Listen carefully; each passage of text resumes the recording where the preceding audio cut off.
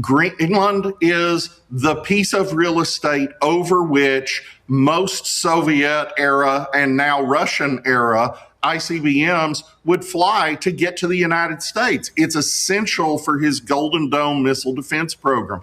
It's also essential as the guard gate for waterways that are beginning to open up in the Arctic, either because of global warming or because of nuclear icebreakers, really makes no difference.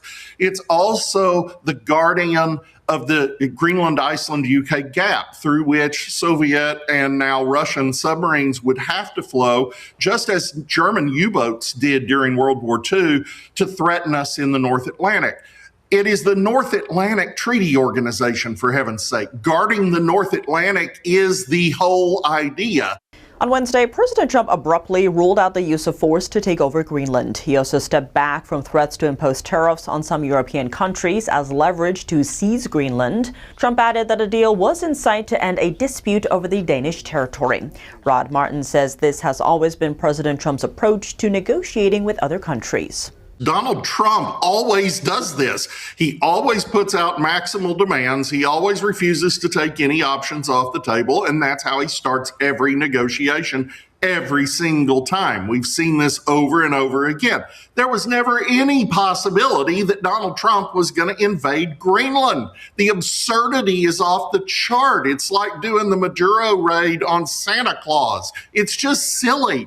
And yet, the predictable pundit class went nuts, absolutely bought it, hook, line, and sinker.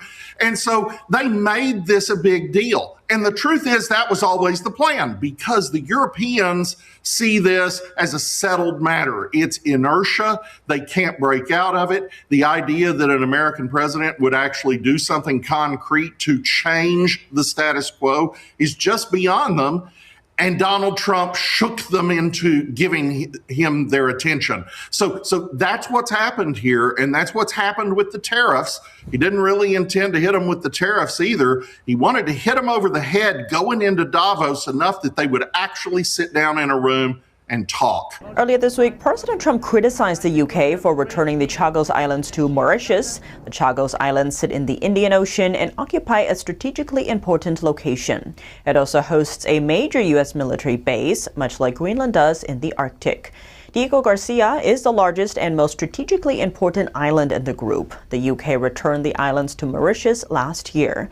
The Trump administration supported this deal initially until this week when Trump described the deal as, quote, stupid. Geopolitical analyst Rod Martin weighs in. Europe is also on a track of electing socialists like Keir Starmer, who is in the process of giving away the Chagos Islands. You say, well, where the heck are the Chagos Islands? Well, they're in the Indian Ocean, and they host the most important U.S. base in the entire region, Diego Garcia. The Chagosians don't want it transferred to Mauritius.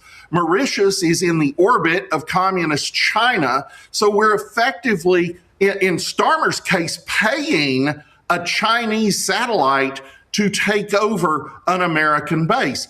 This is just insane. So when Trump looks forward, not 4 years, but 40, he understands that Greenland could easily fall into China's orbit in the same way as Diego Garcia. That is not acceptable. Diego Garcia is halfway around the world. Greenland is next door. It is essential to hemispheric defense.